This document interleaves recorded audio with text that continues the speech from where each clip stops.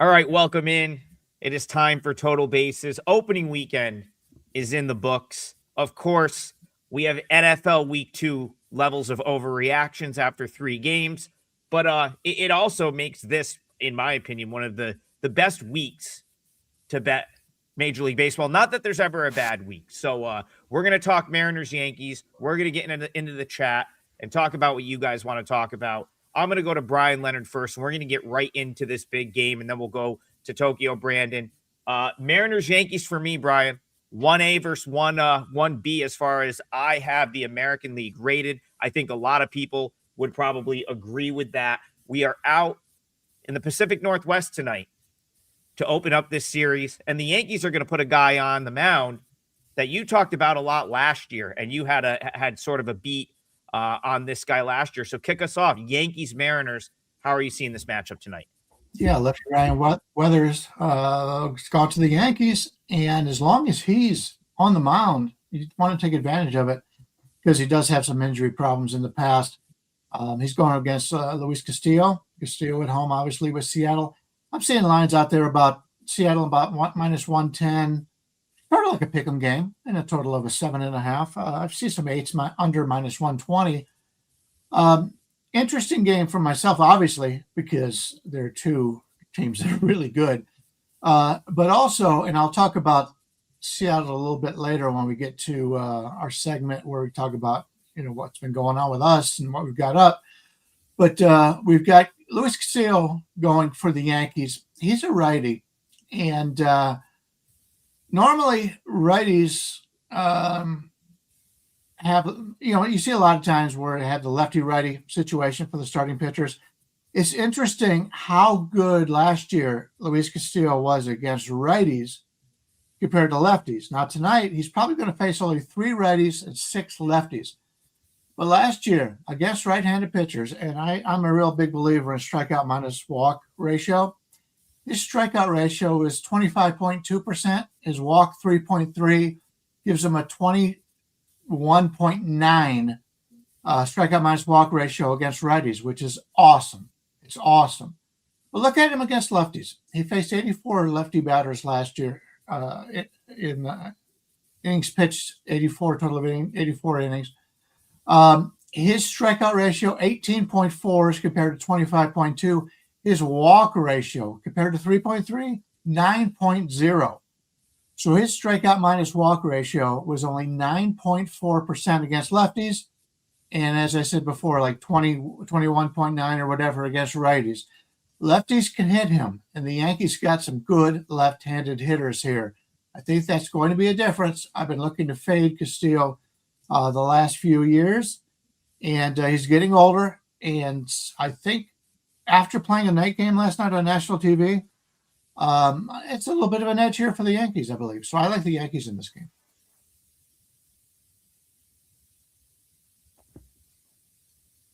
Oh, I'm muted. I'm getting good at muting myself when other people are talking. Kelly has been on me for that, and sometimes I'm too good at it, and then I forget to unmute myself. I was trying to bring Tokyo Brandon into the conversation, and what I was saying when I was muted was, TB, you had a couple good calls on the Yankees. First weekend they go and get the sweep out at the Bay Area. Now they head up to the Pacific Northwest. So how are you seeing this one, Yankees Mariners? Yeah, this one interesting.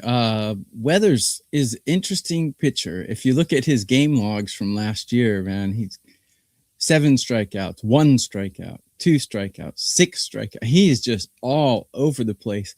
And one thing that's consistent about him is he hardly ever pitches 6 innings in his starts. He's a very low inning, a low outs guy. So the first thing I did was to look at his outs and strikeout props. His strikeout prop right now is over under 5.5, and it's minus 165 to the under. So that number will probably change to 4.5. But he's not a real strikeout guy. I would kind of lean on his under there. Luis Castillo, looking at him, older guy. But he's still, fairly dependable. His numbers, his OPS is around 680 against the Yankees, which means he has had a decent history. The problem is he's got a long history. Brian's trying to say something, but he's muted. Oh no. Okay, sorry. Never mind. It's a long history though. So some of those numbers were probably acquired a long time ago. Judge has 10 at bats against him, a 13 OPS. Rosario has 20 at bats and a 1,000 OPS against him. But aside from that, none of the other batters really do damage against him. I think Castillo will be okay in this game. I don't know if I'm going to play the Mariners, but I don't like the Yankees with Weathers on the mound. Unfortunately, I think he has a possibility to. He's just so erratic. I really don't know what to expect from him, but I do know he's not going to. Well, I don't know, but I assume he's not going to finish 6 innings, and I assume he's not going to get 6 strikeouts. So I would take unders in any of those props. I'm more confident about that than I am on the side. But if I had to take a side, it would probably be Seattle. Tough part about Weathers is he was coming off of injury. So it's like, to me, you're looking at last year. Brian, correct me if I'm wrong. He missed some time. Oh, yeah. What was his injury? I know he came into the year last year battling injury. Is that correct? Yeah, I don't remember exactly what the injury is. When one season switches to the other, I try to. Yeah. So many guys are injured anymore, But he did miss a big part of the season. Missed a part of the season, started the year. I know he spent a little bit of time in Jacksonville, probably for that reason. I think I think he was down there on a rehab stint or two. So TB, I think I'd be more, if I had to pick between those two markets, outs or strikeouts, I'd probably be more inclined to go with an outs under, just because, like, I was making this point to Brian off air before we came on. Like, I felt like my approach to opening weekend, even though I didn't get the results that I wanted personally, was pretty good, where it was like, hey, starting pitching probably shouldn't be weighted as much in your handicap of the team as it will be 2 months from now, 1 month from now. We'll say 1 month from now, give them a start or two to get in the mix. A lot of erratic stuff from starters, and a lot of starters not working very deep into games. Just natural, right? We're in March. And then so you look at a guy like Weathers, I think he could get the strikeouts because he's got the stuff, but maybe he doesn't work deep in the game. I'd be more inclined to go with the under outs than the under strikeouts. That's just my personal, take on the game there. How about the side? Yeah, as far as the side is concerned, I'm very close on what I make the number. Like I said, when I came on to the show, 1A versus 1B for me in the American League. I personally lean toward the Mariners from my power rating standpoint. I have the Mariners 1, I have the Yankees 2, but there's other things to take into consideration. Mariners did play last night. I don't know how much that matters at this point in the season. Mariners, and this we'll segue this into the next game we're going to talk about. I'm going to go to Brian here. Mariners, you can't overreact to one weekend, but I have to say I was a little bit more impressed with the Guardians than I expected to be. So shout out to you, because you had offered a pro Guardians take on our very first show of the year. I'm not going to overreact and say the Mariners aren't still the best team in the American League or right near the top because they went 2-2. But shout out to your Cleveland Guardians. That was a pretty impressive weekend series for them, even getting blown out last night. So kick us off. I'll go to you on Guardians Dodgers, and then I'm going to go to the chat and we'll find the next game for TB. But talk to me about Guardians Dodgers, and if you think that carries over to this series. Well, first of all, I played the Guardians team total under early on, so I'm not a pro Guardians guy. But I will say the moves they made at the end of spring training, the people they kept up, the people that they dropped down, they decided, Nolan Jones was he's been lousy for the Guardians. They let him go. Logan Allen, they let him go down. So they kept Messick, and Messick is the guy on the mound today for Cleveland, and he could be the best pitcher in this lineup in the starting rotation for Cleveland. I really like him. He's a lefty. He's going against Rocky Sasaki today, who's got a guy who, if you've watched him in the preseason, you want to fade him. So we've got a bet on with Cleveland with Messick, a bet against with the Dodgers with Sasaki. That said, this Cleveland offense is terrible, and the Dodgers offense is so much better. So we're getting the Dodgers in roughly the 190 range here. I mean, I'd say from 185 to $2, and the total is 8.5 to the over, 9 to the under. So, but the reason why I'm interested in this game is because I think we've got a situation where if you're going to play this game, we would have to look at the first 5 if you like Cleveland. If you're a Cleveland fan in this game, you're getting about a 165 back. You look at the first half, you're getting a 135 back. And that 30 cents is probably a bargain because once the Dodgers go to the bullpen and Sasaki is out of the game, Dodgers are just as good as Cleveland, probably better in the bullpen. So if I'm looking to play it, I would look to play Cleveland in the first 5, but I don't know if I trust the Cleveland offense. So I want to fade Sasaki, but Cleveland did not look as good to me as they did to you. And since we're talking Cleveland, I'll talk about it now. CJ Kifis yesterday is a first baseman and a right fielder. Because Cleveland is trying to get any offense they can, they put him out in left field yesterday for some reason. He misplayed 3 balls in left field. Ciccone was pitching a great game. 2 outs in I believe it was the 4th. Fly ball to left field. He had to run for it. He slid for it instead of diving, and it falls for a double. Shook up Ciccone. Then he gets bombed that inning in the next inning, and there's the bad move by the manager to put him out in left field. I've never seen him play left field before, at least in the majors. And it's a situation that they're trying to be too cute with this, and they cost him the game yesterday, and it cost me my play. I had a 3% on that, so I'm a little frustrated. But the managers try to get too cute, and it really affects these, especially young pitchers. If you think you're out of the inning and the guy makes a mistake, it really affects them. Yeah, I mean, listen, I think you could say this just about anything that happened opening weekend. If it happened in the middle of July, no one would notice, right? No one would care. It would just be run of the mill. I don't think the Guardians, for me, I'm not any more pro Guardians necessarily. I was just impressed that they were able to split a series with, go on the road, split a series. But, and I'll come to you for this one, Tokyo Brandon, the Nats went into Wrigley and won a series. Have you bumped the Nats significantly on their power ratings? I'm guessing probably no. So TB, I want to come to you. We're going back to Wrigley Field. They've got another team that Bryan Leonard said was going to flirt with 100 losses in the building tonight. The Angels are coming to town. Wrigley Field. Are you finding a way to get involved with the Cubbies at all in this series? And how about tonight? Well, one thing you can say about the Angels is they're really hitting right now, and Mike Trout's hitting almost 500 right now.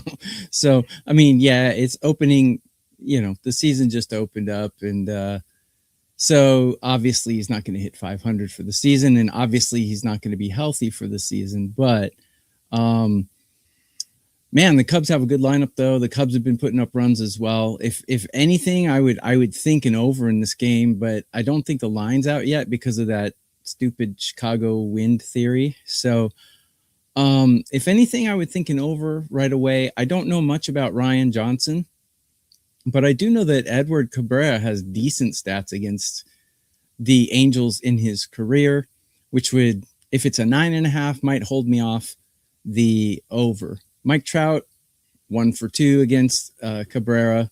None of the other guys really have decent numbers against him. And the Angels bullpen is trash.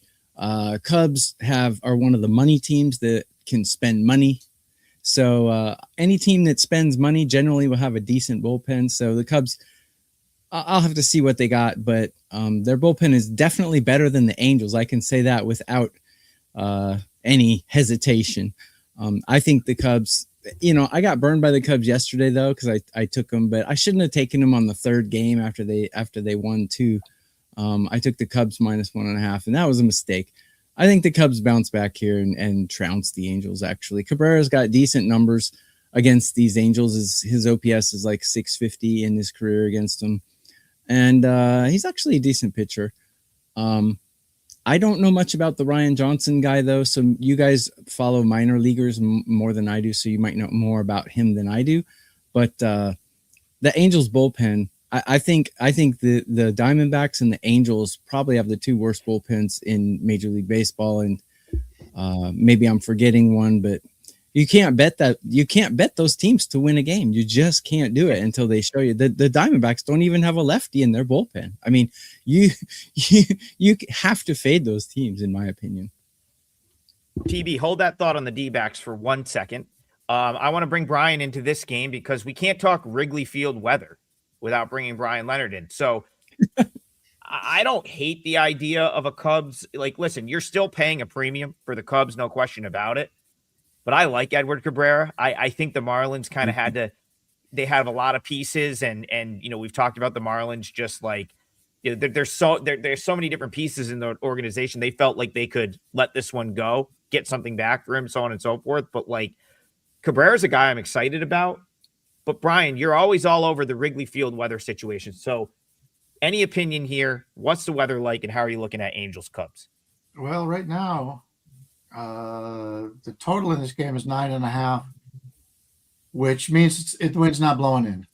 So it's not blowing out terribly, but it should have some runs scored in this game. And Ryan Johnson was brought up by the Angels as he was a reliever last year. He only threw 15 innings, but he's been a starter, and that's where they want to use him. I've heard some good reports about Ryan Johnson, and so he may surprise you here. I don't know how long he's going to go because he only pitched in relief in the majors last year, but he's got some big differences against lefties and righties. Last year in 15 innings, he pitched 10 innings worth against righties, and he had a 23.4 strikeout minus walk ratio, which is fantastic. But if you take a look at lefties, he had a 4.1. He faced lefties, 1/3 of the time, a 4.1, and the Cubs are going to use 6 lefties against him today. So I think the Cubs are going to get to him today. Maybe a team total over on the Cubs may be the better way to go about it, because that is kind of an expensive price. A lot of people out there like the Cubs starter a little bit more than I do. He had one good year. Did make some changes. We'll see if it carries on this year. All right, Tokyo Brandon, I said hold that thought because I want to dig in a little deeper with the Diamondbacks. Their 0-3 start. I look at a team, just to make a segue here, and we'll shut down that Angels Cubs game. You said the Angels bullpen is probably bad. They were awful last season. Well, I say probably because they went out and got some guys that are interesting to me, that could be potential good arms out of the bullpen, but it's really hard to tell. We'll see how who falls into what role there. I think I'm with you in saying my gut says, especially going back to last year, something that came up a few times, that the Angels seem to find a way to mess pitchers up more often than not. Like they don't necessarily develop pitchers in that organization. Seems like you get there and you get worse. So I'm not disagreeing with the Angels bullpen potentially being bad, but where I really agree with you, the Diamondbacks, it's not a skill thing as much as it's like they're coming into the season extremely banged up in the bullpen. It was already a pretty rough pen last year into this year. Now they start 0-3. I'm trying not to overreact here, but the Diamondbacks might not be very good. I think there's people that are higher on this team than and you look in the context of the NL West, and I'll let you talk about Tigers Diamondbacks, but in the context of the NL West, I still prefer just about everyone other than the Rockies to this Diamondbacks team. Obviously the Dodgers. I think people probably knock the Giants down a few pegs. I don't necessarily think that's fair based off one weekend. So now you've got the Tigers coming to town, a team that'll, probably wins their division. How are you looking at this one tonight? Tigers, D-backs, Verlander, Soroka, couple of veterans here. I'm going to take just 2 seconds and tell everyone that we have a double play thing out. I know we should do this at the end, but I want to do it right now. Double play. You can pick 2 of us for 3 days for $49. 2 of us So it's a great deal. Check it out at wagertalk.com. It's just in my blood. I got to do it. So I made a free video on WagerTalk about this game. So I'm very prepared to talk about it. So Justin Verlander not only has a really hot wife, but he's got good stats against these Diamondbacks last year. In 2024, he got blown up by the Diamondbacks. Last year, he had 2 starts against them. He went 7 innings and shut them out. And then in another start, I think he, off the top of my head, 5 innings and he gave up 2 runs. So he has good stats against these guys. I have no idea why the Tigers are underdogs in this game. Makes no sense to me. I got them for plus 100 and I put it out as a client play. Better bullpen.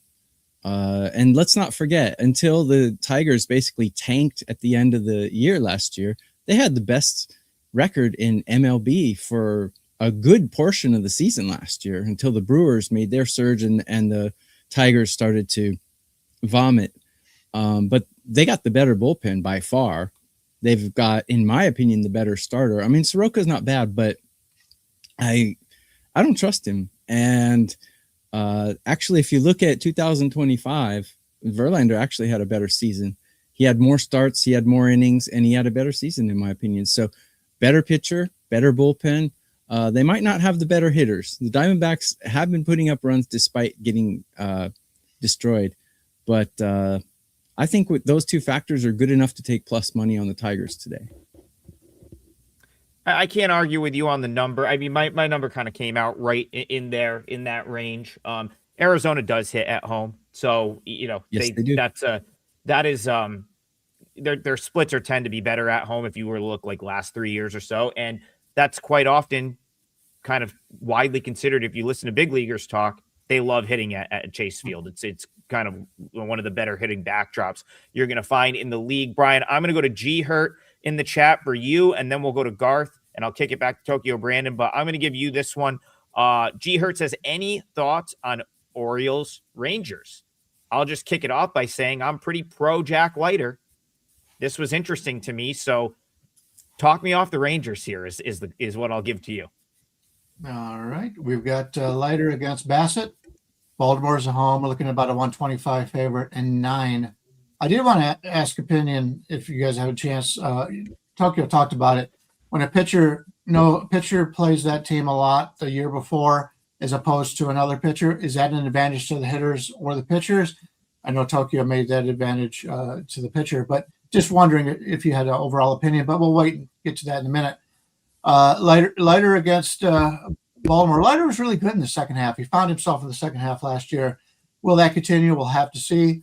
Bassett's a guy. This is the first game with his new team. He had a lot of success in Toronto last year and looked really good in the playoffs. He looked so good in the playoffs that a lot of teams could have signed him as a middle late reliever and thought that might be the way it goes, but he doesn't want. He wants to start, and so we got Texas here against Baltimore.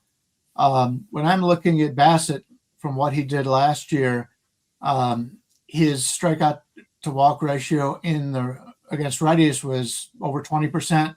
Against lefties, about 12%. So he's been actually pretty good in that regard overall. He did throw 169 innings, and his last time he's taken the mound was 7 days ago. So I expect a pretty good effort out of Bassett. Baltimore, on the other hand, with Jack Leiter going up against him. Jack Leiter last year, 151 innings. For lefty righties, he struck out minus walk for righties was about 11%. Lefties about 13.5. Both of them pretty low compared to league average, although he's able to get out both lefties and righties equally. And we expect Baltimore to have 5 righties today and 4 lefties, as opposed to what we were saying earlier with the other pitcher. We'll see what that happens there. But in this game, I think the line's pretty much what I expected it to be. So we'll have to see. So far, the Baltimore Stadium, I think, has played a little bit towards the under, even though they brought those benches in a little bit. We'll see how this goes. But 9's a pretty high total with the guys that have this ability. So we'll have to see how this goes. I think, to answer your question, I'm typically going to give exposure. I'm going to give hitters the nod when it comes to exposure. So, like, if you've had a long history against a pitcher, I'm usually going to give it to the hitters. That being said, the more veteran pitchers, the more cerebral pitchers, I'm less inclined to do that.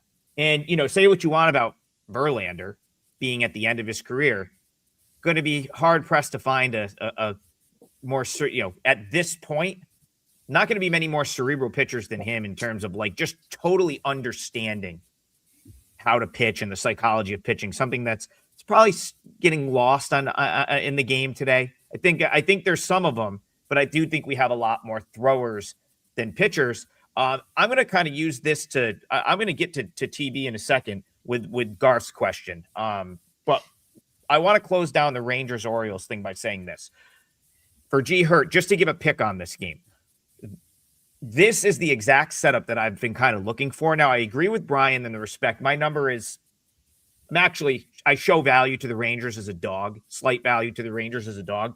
But we've got a starter in Jack Leiter, who I'm personally, I think, higher than the market on, that doesn't really affect the line. He's not like a front end guy. So he's not really like having a huge effect on the number, which means I'm not really betting on a starting pitcher, which I'm trying not to do. And then an Orioles team that I think, you want to talk about bullpens, I think the jury's still out on the Orioles bullpen. Remember, they traded a lot of their pieces away last year.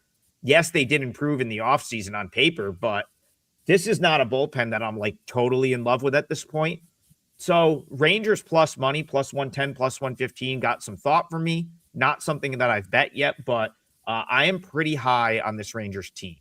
So in general. So that would be a Rangers or pass for me. Tokyo Brandon Garth has donated to the show. So shout out to Garth. Very much appreciate that. And he also has a question. And I'm actually I'm going to go to Brian after this, but I want you to talk about another game in addition to the ones he's talking about. So Garth sets this up like this. He said, already played Dodgers and Cubs to not bat in the ninth. Found this play, and it helps cut down on the juice and not lay the -1.5. I actually find that very interesting. That's an interesting market. Obviously, if you dig on some of, I'd imagine like DraftKings or some of the legals maybe have this.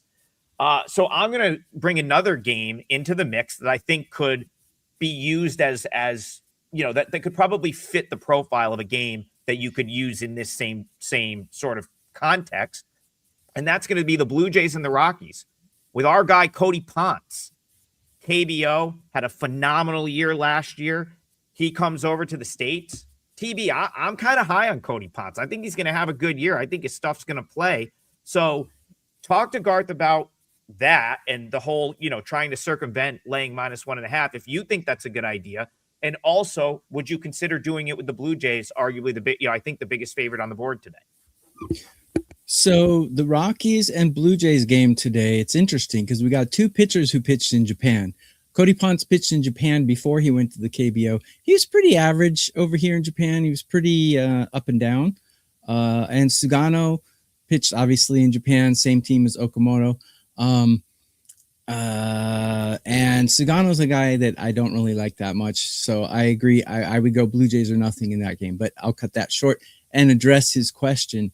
I think that's a great idea. I never thought of that, but essentially you're knocking all the juice off and taking the Cubs to win the game. Cause if they're winning, they don't bat in the ninth. Right. But you also have to be wary of if it goes into extra innings, then you lose. So, but overall, I think extra inning games are about 5%, if I'm not mistaken. I could be wrong on that. But how many hats do I own? I own about 25 hats. Anyways, I think it's a great way to take Cubs to win the game on the money line. Or it's more like a three-way. It would be more like a three-way money line, but depends on what the odds are. If the Cubs are -200 and you can take them to not bat in the ninth inning and knock it down to like -150, I think that's great. It's even better value than a -1. Brian, same question to you, same game. So obviously the concept here from Garth is an interesting one. I'm all for trying to get out of laying -1.5. So it's an interesting sort of viewpoint for me. And then talk to me, you and I think are both higher than most on the Rockies, but are they up against it north of the border here? Yeah, for this one, I do the hockey show. Starts at an hour after this one finishes. I'm not on today, but the guys in hockey, they call it winning in regulation. And you find a lot of times, especially with the rules in hockey, where you play a 3-on-3 and then do the shootout.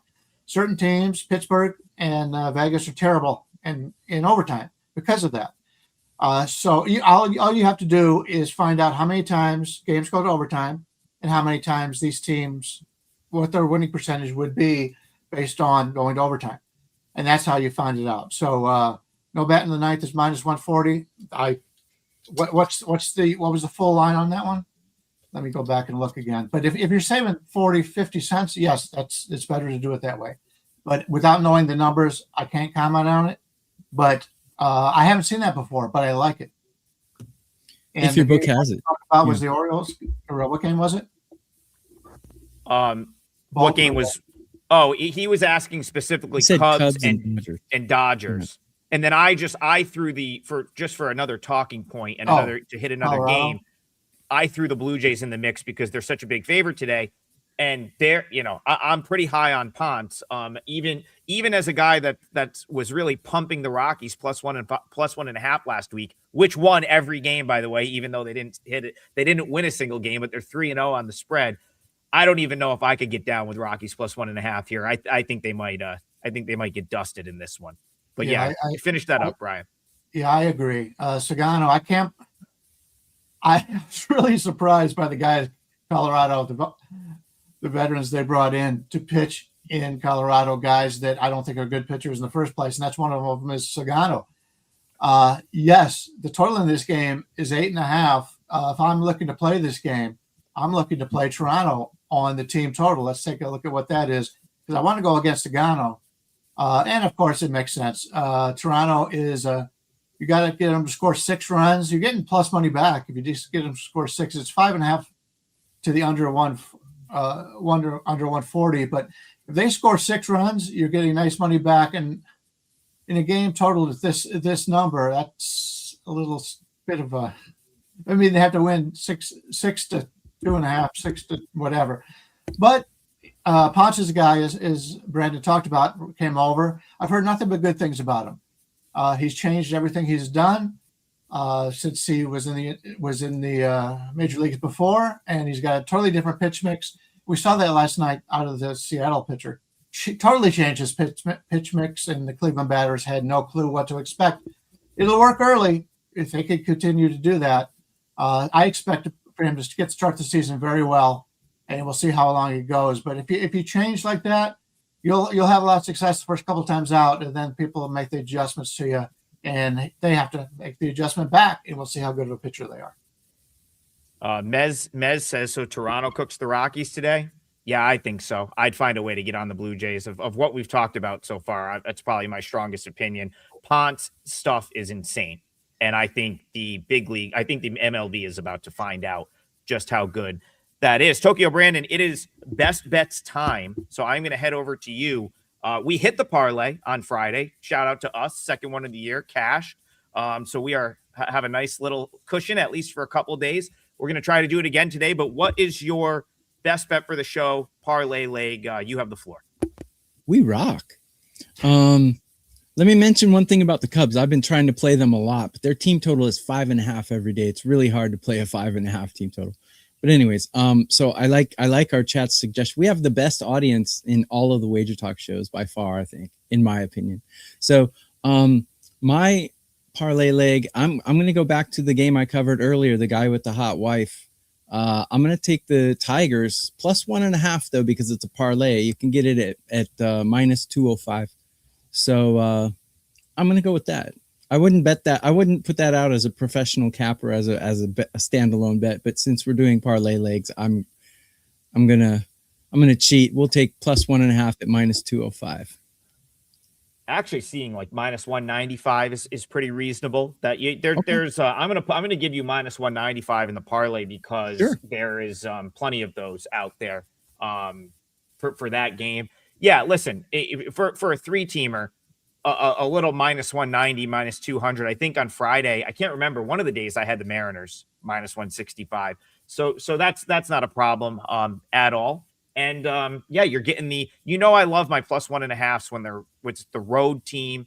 You kind of get that extra built in at bat. So yeah, TB, I can't really argue with that look. Bryan Leonard, I'm going to go to you. Best bet for the show, parlay leg. What are you looking at? Oh, you know me. I like to play games that nobody really has much interest in. So I'm going to look at the Chicago White Sox and the Miami Marlins in this one. Davis Martin starting for the White Sox. He, along with Eric Fetty, for some reason, they signed. These are two guys I'm looking to fade. I do like Smith. I like Kay. I like Burke. But these two guys are two guys that I want to go against. Davis Martin has not really impressed me at all. You take a look at his what he has done so far in his career. I haven't seen anything worthy of a wager here.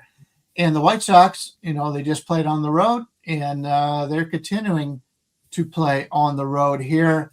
The closer, Sir Anthony Dominguez, pitched the last two games. Grant Taylor, the best guy in the bullpen, pitched the last two games. And Chris Murphy also pitched the last two games. When I'm taking a look at this game here, I much prefer, and I don't think I've said this much in my lifetime, I much prefer Chris Paddock over Martin in this game. Chris Paddock is not a guy you're going to make money on the long run. He's a guy that's been a fringe player. He's never played up to his abilities. But if you saw him in spring training this year, he did make some changes. He looks so much better.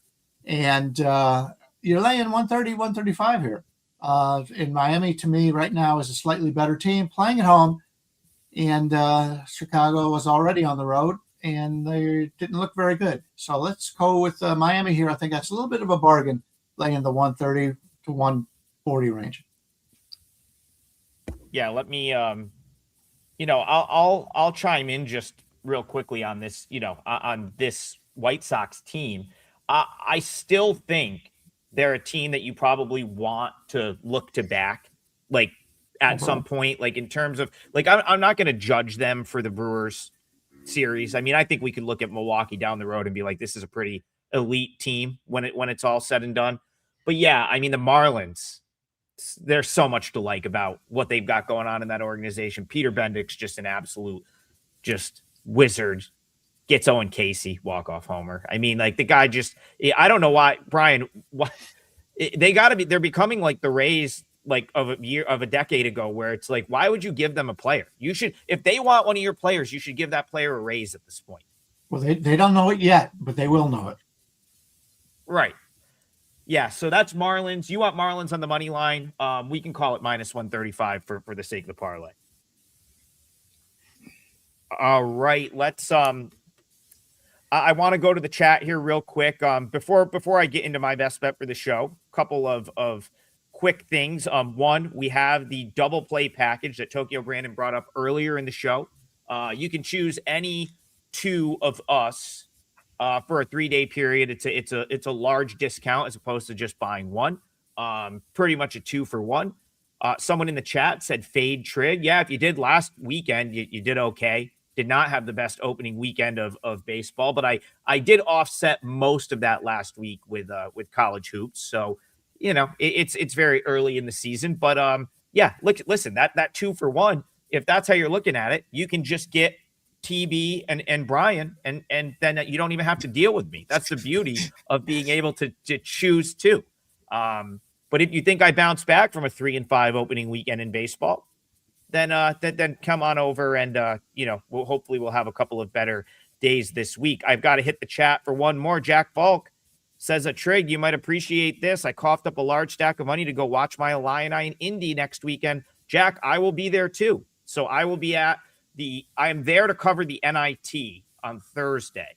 And then I may kind of hang out. And if I can weasel my way into the Final Four, I will do that. So hit me up, DM me, Love to buy you a beverage of your choice, whatever that might be. And love meeting you guys out in the wild. So yeah, I will be in Indianapolis. I'm going to try. I don't know if the weather's going to allow me to do this. I'm going to try to go watch Connor Griffin play on my way in Columbus. But unfortunately, the weather is such that they might not play a game. I don't know if they're playing any baseball in the Northeast this weekend. It is not looking promising for the weather there. But hey, if they play, I'll be in the mix. Go ahead, TV. Can I mention something before we end the show? Yeah, go ahead. You got time.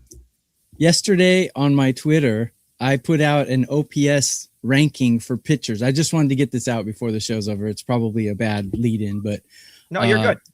Number one on my list, OPS, was Emerson Hancock, and he went 6 innings of no-hit ball yesterday. So today I put out another list on my Twitter of OPS listed. Number one, Ferris Bueller. Walker Bueller is number one. So just a reference, but yeah, just wanted to mention that. Is that what you're trying to say? What's that? Well, by the names, you're fading those teams, Walker Bueller and no. According to my list, he has the best OPS against the batters he's facing today, in a minimum of 20 at bats. Okay, yeah, because I don't. Yesterday was Emerson Hancock. So if you guys looked at my list yesterday and went with Emerson Hancock, you would have made some money. So I'm putting that list out again today. So just wanted to mention. I love that Emerson Hancock is that high on your list, because what they did last year with him is they sent him down to AAA. And this is a guy that never pitched out of the bullpen, not one single time in his entire career. And they just said, you know what? We need a bullpen arm. Why not him? He never threw an inning of relief in his entire time in the Mariners organization. And I think he now understands, like, it forced him to throw harder, and suddenly his velocity was up. And I think he sort of carried that into this year. I'm very, very high in Emerson Hancock and kicking myself that I was. Mariners last night was just out of range from a price I wanted to lay. And in hindsight, I should have just done it because it was an easy win. But I, too, am very high on Emerson Hancock. So I think you're probably on to something there. In the chat, what's the best pick for the show? Well, we just gave out 2. We're going to recap it in a second. I'm going to put the Blue Jays in the parlay, -1.5. That bet is not my style for a straight bet. I can't give a -1.5 that's -130 as, like, I can't condone betting that straight just because. But again, it's not that it's not a winning bet, but like, to me, that's a little bit out of my price range or something that I want to like give to clients. A home team laying 1.5, and you have to lay -130. But as far as the parlay is concerned, I think the Blue Jays might hang a couple crooked numbers on the Rockies tonight. And I am so high on Cody Ponce. Tokyo Brandon, I'm convinced that what we watched every 5th or 6th day in Korea last year is going to translate. His pitch mix is incredible. He looked awesome in the spring. I think he's gonna. I think the league might be in for a rude awakening having to go up against him. And you want to talk about? I mean, we have the league, and then there's the Colorado Rockies. I think the Rockies are going to be better this year. But the reality is, this team, even in massive improvement, would still be winning like 60 games, 55 games. And they started 0-3 in games that they could win. And now they've got to go and face the Blue Jays, travel from South Florida to north of the border. Just does not seem like a good scenario for the Rockies. So give me the Blue Jays, -1.5, -130. And that will be my best bet for the show. So to answer your question, the parlay for today, you've got 3 plays. So Tokyo Brandon is going with Tigers +1.5, -195. That's for the parlay. If you want his opinion on that game and probably a way to just bet it as a straight bet, head on over to the WagerTalk YouTube channel. He's done a video on that same game. But for the parlay, we're going Tigers +1.5, -195. Bryan Leonard is going with the Marlins on the money line. That's -135. And then I will go Blue Jays -1.5, -130.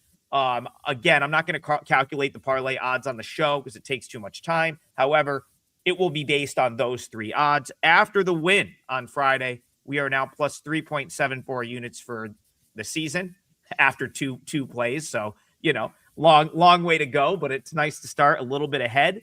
And that's the parlay for today. So one more time before we go out: Tigers +1.5, Marlins money line, Blue Jays -1.5. That is your parlay for the show. Remember, head on over to wagertalk.com. We've got the great double play special on all of our pages. You can pick any two of the handicappers that you see on your screen right now for the price of one.